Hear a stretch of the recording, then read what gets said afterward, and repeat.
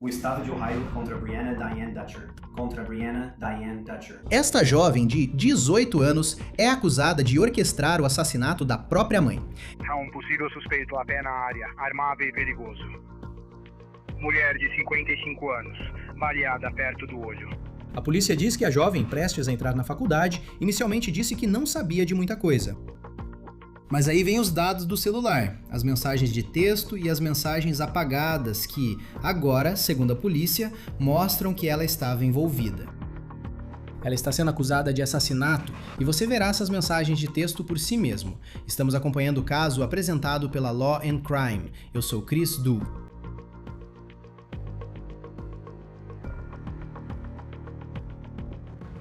Pessoal, eu não consigo acreditar nas mensagens de texto que estou prestes a mostrar para vocês hoje. Conversas entre um namorado e a filha da vítima que supostamente mostram que eles estavam planejando o assassinato da mãe da garota em um crime a sangue frio. E vocês vão ver essas mensagens. Vamos colocá-las na tela aqui em apenas um momento. Este é um caso envolvendo uma garota de 18 anos, Brianna Dutcher, mas também envolve sua mãe, que perdeu a vida na semana passada em um tiroteio em sua casa nos arredores de Columbus. O nome dessa mãe era Tamela Dutcher. E um membro da família que vimos escreveu que tudo que Tamela sempre quis na vida era um bebê. E eles dizem que Tamela deu tudo para Brianna em sua vida. Esta é uma garota que teve muitas vantagens. E é incrivelmente trágico quando você pensa nesse bebê crescendo, agora com 18 anos, e sendo acusada do assassinato da própria mãe. Você pelo menos entende as duas acusações conforme eu as li para você? Sim. Essa é uma resposta fraca de uma garota que pode passar décadas na prisão se for considerada culpada da acusação que enfrenta agora. Este é um vídeo de Brianna Dutcher no tribunal, segundo a emissora WBNS. Inicialmente, Dutcher foi acusada apenas de obstrução da justiça. Mas agora a polícia diz que depois que os dados do celular chegaram, ela está enfrentando a mesma acusação que seus co-réus, que é assassinato. Agora, o ex-vice-procurador-geral do estado de Ohio, Mark Weaver, vai estar aqui daqui a pouco. Ele é promotor. Ele vai nos explicar o que pode acontecer a seguir neste caso. E espere só até eu mostrar o que essas mensagens de texto dizem, porque elas são incrivelmente chocantes e certamente seriam provas condenatórias se esse caso fosse a julgamento. Mas eu quero falar um pouco sobre o que sabemos sobre os suspeitos e o que sabemos sobre as pessoas envolvidas nesse caso. Aqui estão as fotos de fichamento deles. Você pode ver a Brianna Dutcher, de 18 anos, ali, mas também tem o namorado dela, um homem de 20 anos, chamado Christian Evans. E aí você tem DeJamius Payne, de 21 anos, que segundo relatos é o colega de quarto de Christian Evans. Agora, a polícia diz que Brianna, novamente, estava nesse relacionamento com Christian Evans, e eles acreditam que esse relacionamento pode ter sido o centro do que aconteceu com a mãe da Brianna. E a violência que aconteceu na casa deles no meio da noite, na semana passada, mas eu quero falar sobre o que aconteceu naquela noite. Temos algumas comunicações da Central que quero que você ouça das primeiras horas da manhã de 14 de agosto. Aqui está. Tiroteio. Viatura de bombeiros. 321. Ambulância 321. E batalhão 321. Então esse é o chamado que vai para os socorristas para irem rapidamente até essa casa no condado de Delaware, Ohio. Não fica longe de Columbus. Tudo isso está acontecendo logo após a meia-noite. Quando a polícia chegou à casa, encontrou Tamela Dutcher e ela tinha um ferimento de bala na cabeça. Vocês vão ficar de prontidão para o DCFO. Há um possível suspeito a pé na área, armado e perigoso. Mulher de 55 anos, baleada perto do olho. Ela ainda está respirando. Eles estão tentando fazer pressão. Agora, os detalhes que temos em uma denúncia criminal tornam o que supostamente aconteceu com essa mãe e o marido dela, aliás, nada menos do que um ato a sangue frio. E é disso que estou falando. A denúncia afirma que Evans e Payne entram na casa e supostamente disparam um tiro contra Tamela, atingindo-a no rosto. Agora, o marido de Tamela é um homem identificado como Neil King. Ele vai até ela para ajudar a esposa. Quero dizer, ela está no chão, lutando pela vida. E, nesse momento, a polícia também alega que Evans e Payne dispararam um segundo tiro contra Neil King. Felizmente, eles erraram o tiro.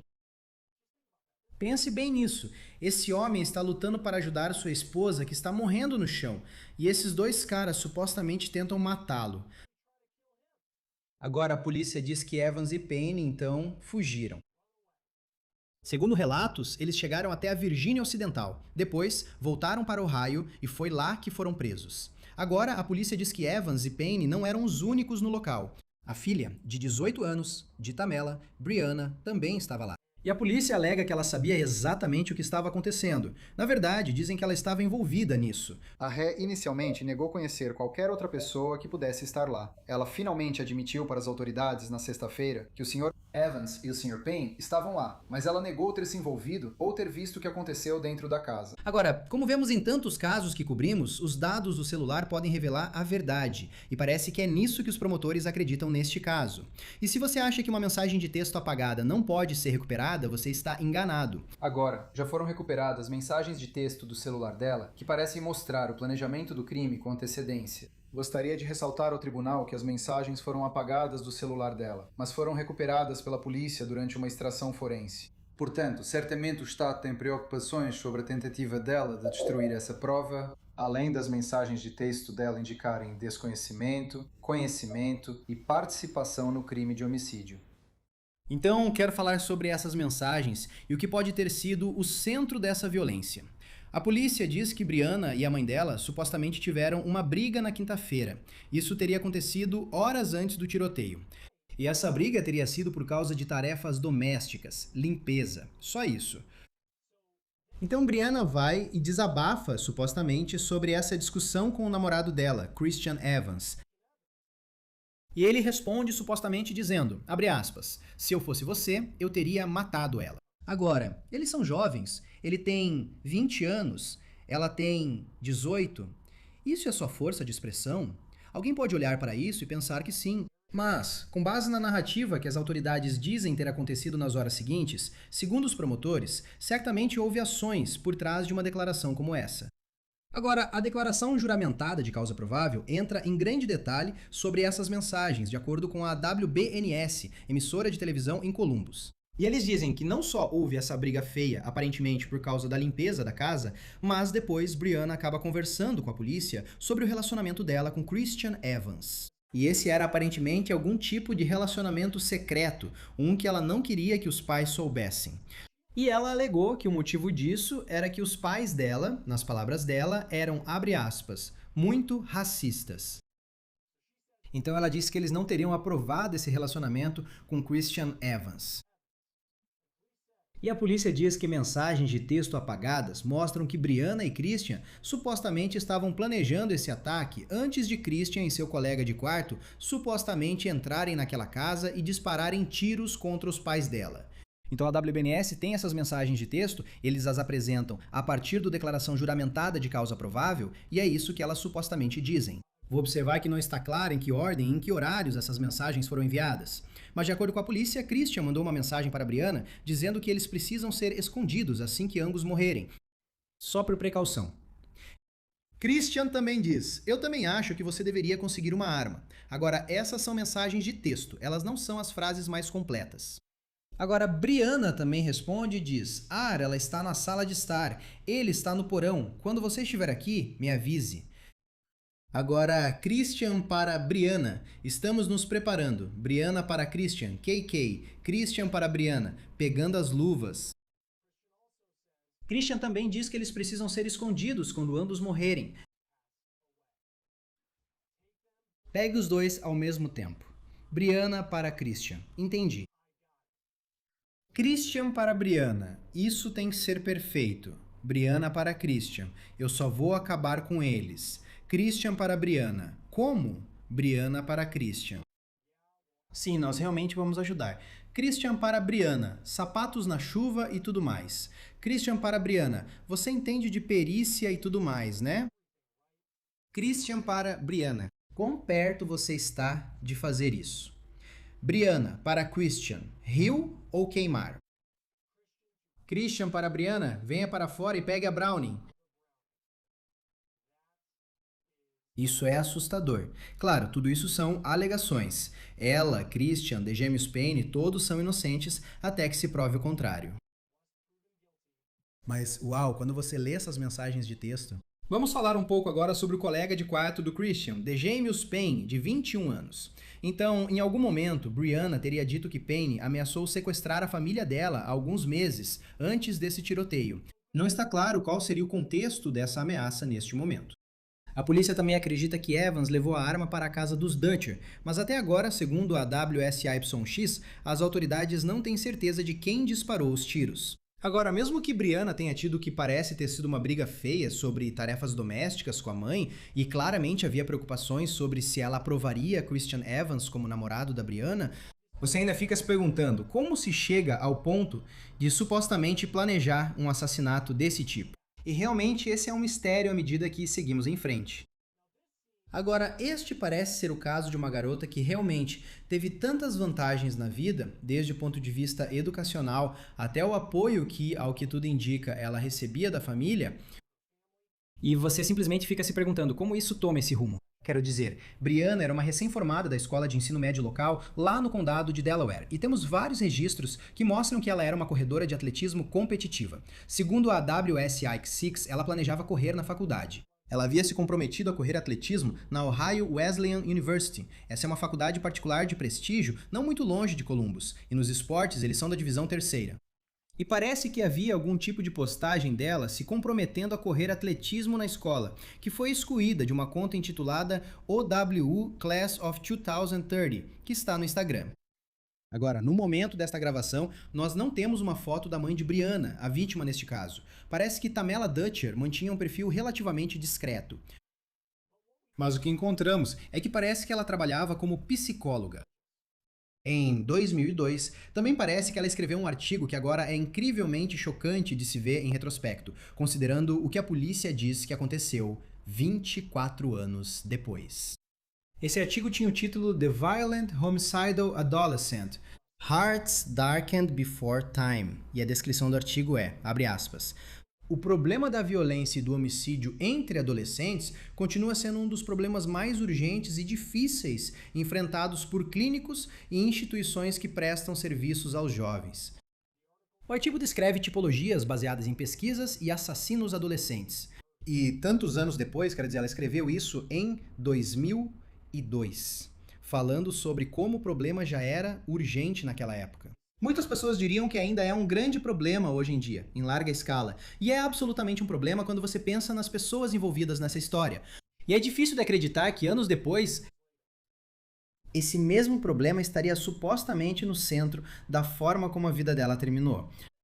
Agora, isso foi o que o advogado da Brianna disse ao tribunal. Duchess tem 18 anos de idade. Primeiramente, ela reconhece a gravidade dessas acusações, mas ainda assim são apenas acusações. Ela é presumida inocente. Ela não tem absolutamente nenhum antecedente criminal meritíssimo. Sem histórico de evitar ser presa, se esquivar da persecução penal, nada desse tipo. Afirmamos que ela não representa absolutamente nenhum risco de fuga, que existem alternativas menos restritivas que o tribunal pode considerar e impor, incluindo prisão domiciliar para mitigar qualquer risco de fuga percebido ou hipotético. Sem histórico de violência, nada do tipo. Todos os laços dela estão aqui no condado de Delaware, comprovados na comunidade onde acredito que ela nasceu e foi criada. E nós apresentamos ao Senhor Meritíssimo que a fiança de 3 milhões solicitada pelo Estado excede em muito o que é necessário para cumprir os princípios e objetivos da fiança. Obrigado, Senhor. Segundo relatos, os 3 suspeitos também tinham ficha limpa antes disso acontecer. Payne e Evans tiveram a fiança fixada em 3 milhões de dólares.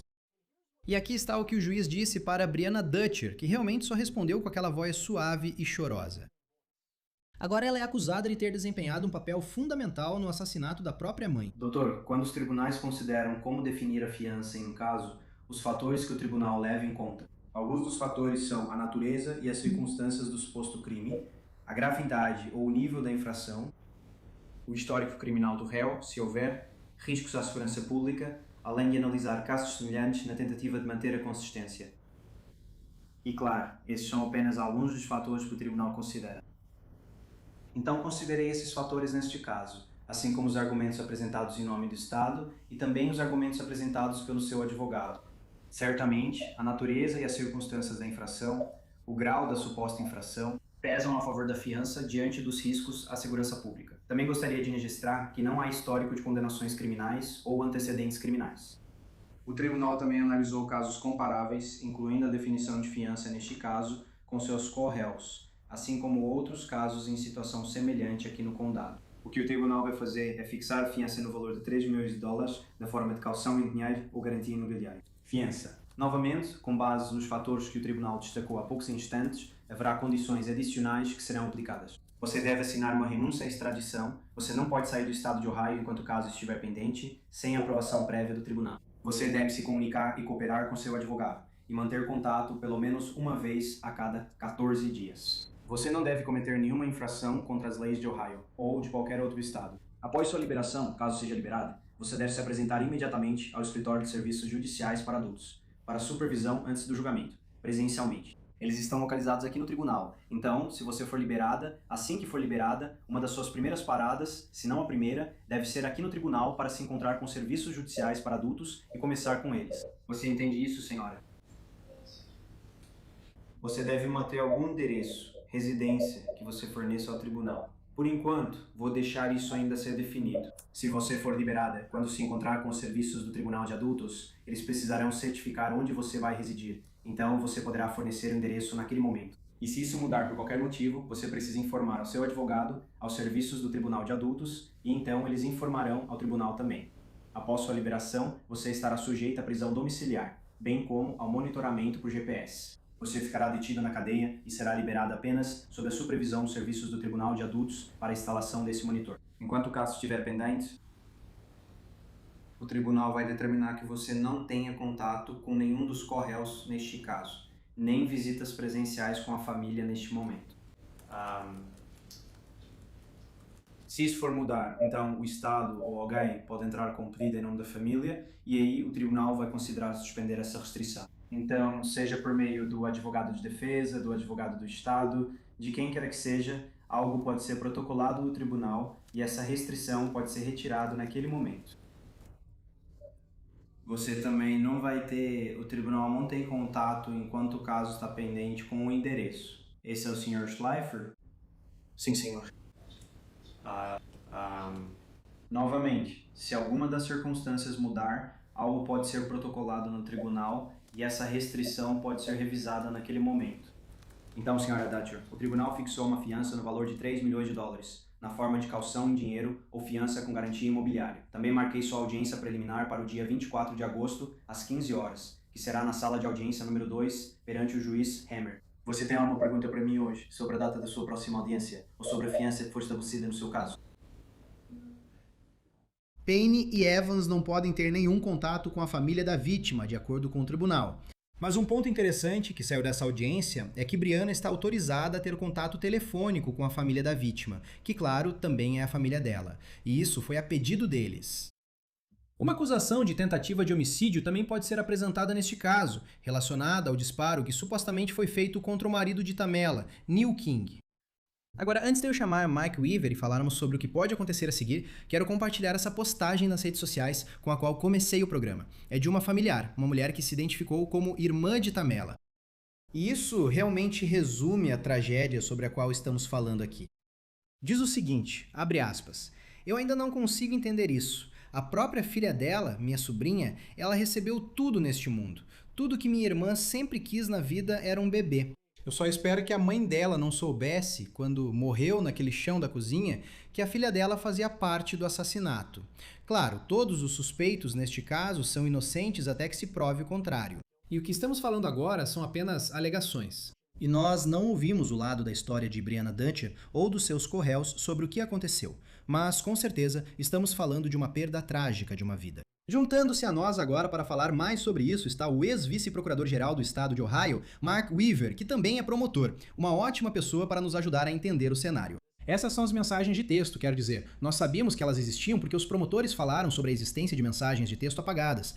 Eles conseguiram recuperar, mas foi de cair o queixo. Eu senti como se fosse uma surpresa atrás da outra, vendo o que eles estão alegando aqui, Brianna Dutcher e Christian Evans, o que eles estavam trocando por mensagem. Qual foi a sua reação quando você leu aquilo? Isso só tornou um caso forte ainda mais forte. Anos atrás, décadas atrás, antes das mensagens de texto, você teria o marido da vítima como testemunha ocular que poderia te contar o que aconteceu. Você provavelmente teria um dos réus testemunhando contra o outro em troca de uma pena menor. Mas agora temos essas mensagens de texto que podem mostrar a intenção, mostrar o planejamento e tornam essas acusações muito mais graves. E eu conheço bem este condado, já fui promotor especial neste condado 2 vezes. Já atuei como juiz substituto no tribunal municipal deles. Eu conheço todos os envolvidos do lado das autoridades policiais. Isso tornou o caso muito forte, quase à prova de falhas, a menos que haja algo que não saibamos. Claro. Sabe, sempre existe a possibilidade de aparecer algo novo, algo que faça muito sentido. Mas olha, depois de ler aquelas mensagens de texto, você fica se perguntando como o advogado de defesa poderia lidar com isso, ou pelo menos o advogado de defesa da Brianna Dutcher. Sabe, neste momento, algumas perguntas. A polícia parece acreditar que foi Christian Evans quem trouxe a arma para dentro de casa. Mas aí você tem The Jamius Payne, que é o colega de quarto dele, que supostamente também estava lá. Não parece que eles sabem quem disparou o tiro. E aí, com base nessas mensagens, os promotores acreditam que Dutcher estava totalmente envolvida nisso. Embora não saibamos quem realmente disparou o tiro e puxou o gatilho, como isso influencia tudo isso daqui para frente? Isso não faz muita diferença porque, segundo lei de cumplicidade de Ohio, todos eles serão responsabilizados igualmente.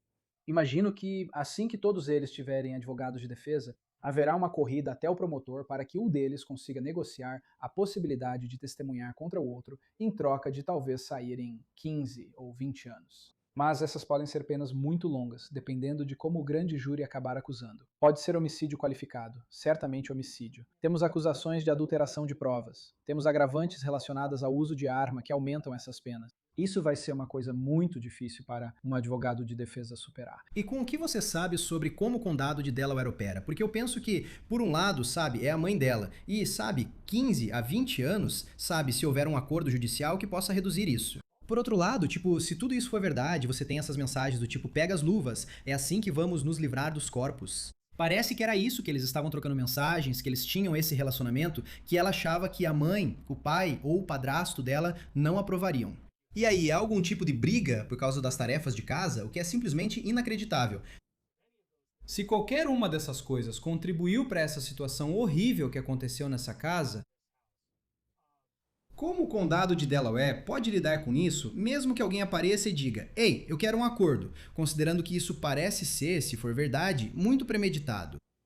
Sim, eu, você e outros apresentadores da Long Crime, nós falamos sobre casos de todo o país e talvez de condados menores, mais rurais, com menos recursos. Esse não é o caso do condado de Delaware. O condado de Delaware é um dos condados que mais cresce em Ohio, com uma população particularmente rica. Eles têm muitos recursos, eles têm um xerife excelente. Eles têm uma promotora incrível, Melissa Schiffel. Ela colocou seu principal assistente criminal, Mark Sleeper, para cuidar disso. O Departamento de Investigação Criminal de Ohio está conduzindo a investigação. Esse é o equivalente estadual do FBI. Eles são profissionais, sabem o que estão fazendo. Então não haverá muitos erros, como vimos talvez no caso de Alec Baldwin, no Novo México, onde o caso teve que ser abandonado por causa de alguns erros da promotoria. Acho que isso será tratado de forma profissional. Eles podem não precisar oferecer um acordo para nenhum desses réus. Eles podem ter provas suficientes contra os 3 para poder processar cada um deles. E eu não ficaria surpreso se for isso que acontecer.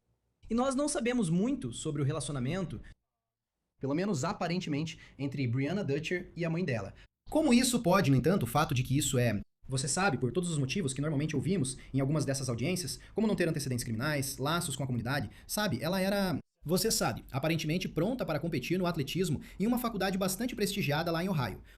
E ainda temos um longo caminho a percorrer até chegarmos, mesmo que haja um julgamento ou como seria uma punição, mas o fato de ser a própria filha dela, e parece, pelo que alguns membros da família escreveram online, que ela realmente amava a filha, deu tudo para a filha e tudo mais. E vamos ver se mais informações vão aparecer. Tipo, como isso influencia na decisão de um promotor, especialmente num caso em que se sabe que o crime é, quero dizer, sangue frio pode ser clichê, mas isso se encaixa perfeitamente se for verdade. Claro, embora, dependendo dos fatos, se houver um crime adicional que tenha sido tentado, isso pode ser um crime passível de pena de morte. Eu suspeito que não será acusado dessa forma por causa desta regra.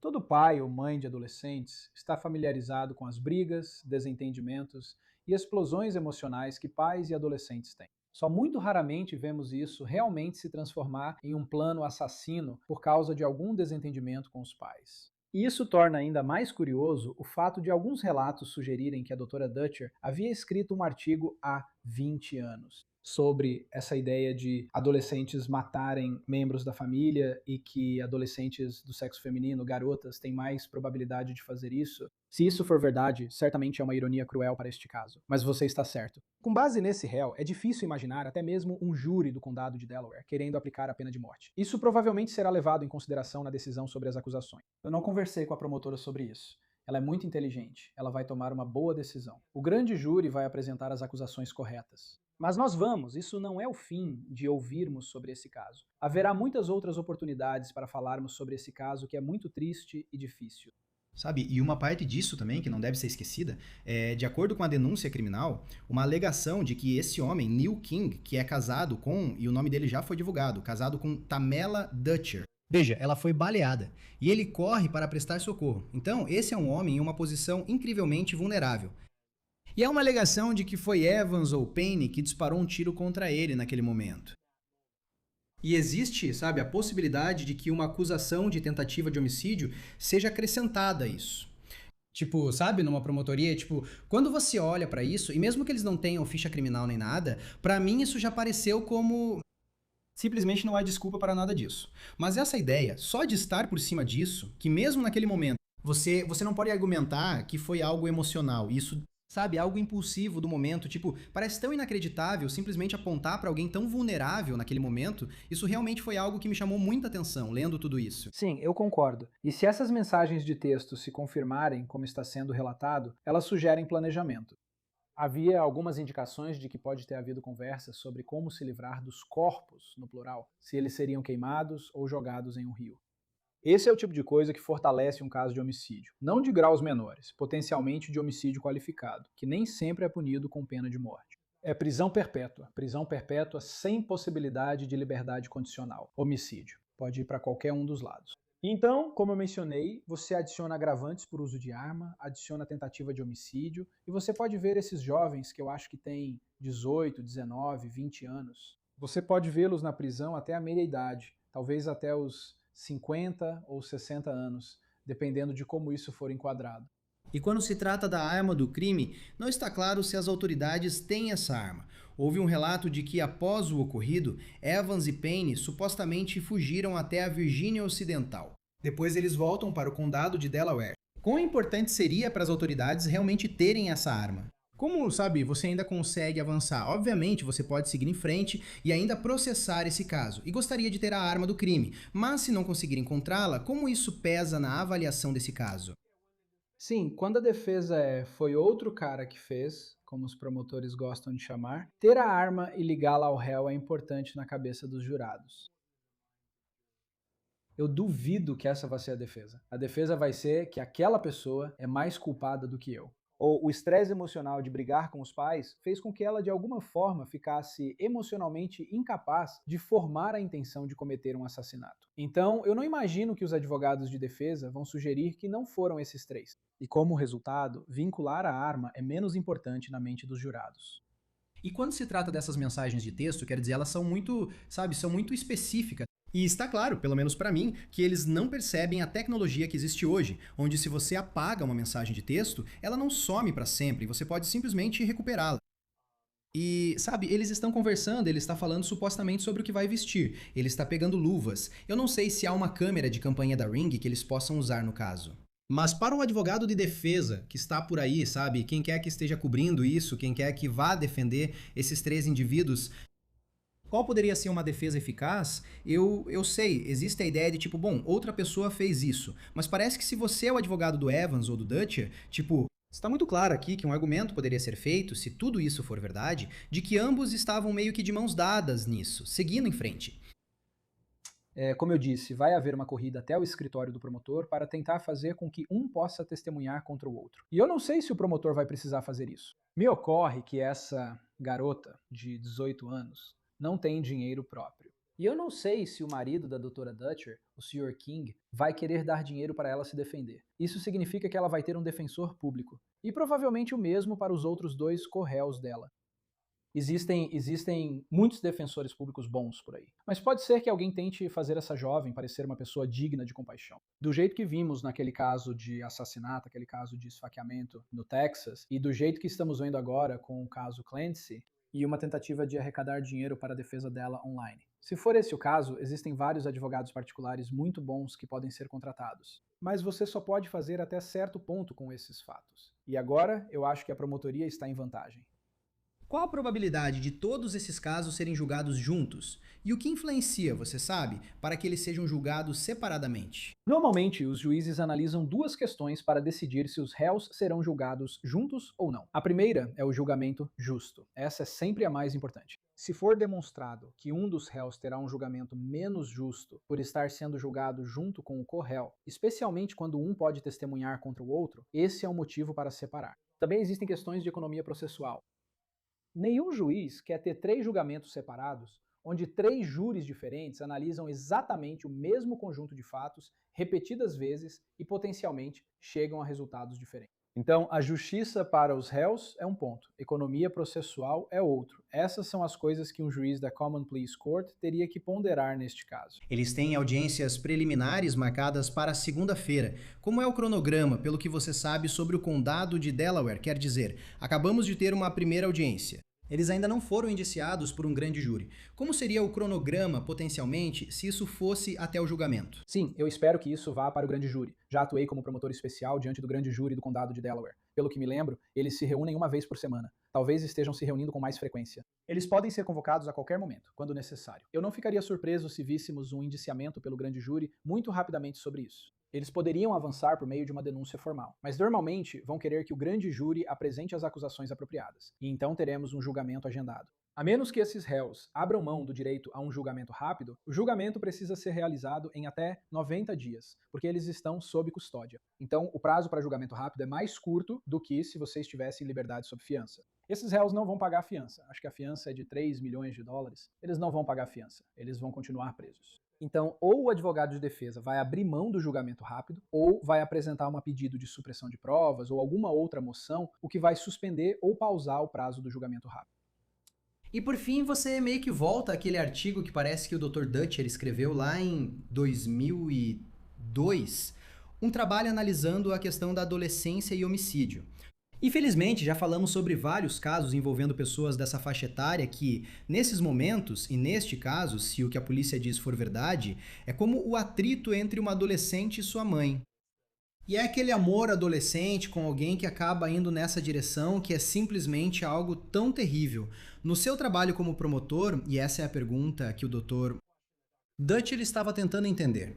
Sempre fazemos essa pergunta e todos tentam descobrir a resposta, mas o que há com alguns desses adolescentes suspeitos de homicídio? Onde coisas que parecem tão pequenas para nós de fora chegam a esse ponto em que estamos falando sobre isso. Quer dizer, todos os 3 indivíduos, 21 anos, 20 anos e 18 anos, existe a possibilidade de que nunca saiam da prisão pelo resto da vida, dependendo de como isso se desenrolar. Sim, minha visão sobre esse assunto foi moldada por várias coisas. Talvez, diferente de você, Chris, eu comecei como um adolescente tolo. Nunca atirei em ninguém, mas eu fiz também muitas passei por coisas isso. estúpidas. Sim, Talvez. eu também passei por isso. Sim, fazia minha mãe balançar a cabeça e se perguntar por quê. E nós sabemos, historicamente, que o cérebro humano só se forma completamente por volta dos 25 anos. Então, adolescentes já são basicamente um amontoado de hormônios e emoções. E ultimamente eles são influenciados pelas redes sociais, que acabam alimentando alguns desses pensamentos. Eu li um relato em que essa jovem, a filha, sugere que acha que seus pais eram racistas, e talvez esse fosse o motivo pelo qual ela precisaria matá-los. Existem grupos na internet que alimentam esse tipo de delírio e talvez até incentivem ela a ponto de sentir que precisa matá-los. Então temos aquele típico comportamento mental instável da adolescência, que faz parte de crescer, e aí vem as redes sociais piorando ainda mais a situação. E também existe o fator do mal, não podemos ignorar isso. Algumas pessoas estão dispostas a cometer atos malignos. É uma pequena parte da população que está realmente disposta a matar outra pessoa, mas devemos perceber que isso existe e precisa ser enfrentado. Sim, e é como, quer dizer, até mesmo como pai, sabe? A ideia, você pensa na Tamela Dutcher e ela, sabe, dá à luz esse bebê, ela ama esse bebê. Esse bebê faz 18 anos. E então, sabe, um membro da família escreveu algo que ficou comigo. Foi como você só espera que, sabe, quando ela faleceu, ela não soubesse que a filha dela supostamente estava envolvida nisso. É o que o familiar espera, o que é simplesmente incrivelmente triste. Vamos ver o que acontece a seguir. Agora está no sistema. E eu acho que muita atenção será dada a esse caso daqui pra frente. Mark Weaver, é sempre ótimo ter você aqui no Law on Crime. Obrigado por estar conosco. Sim, obrigado, Chris. Por hoje é só no On The Case, apresentado pela Law on Crime. Inscreva-se no nosso canal no YouTube e no Spotify. Também estamos transmitindo no Peacock. Eu sou Chris Stewart, nos vemos na próxima.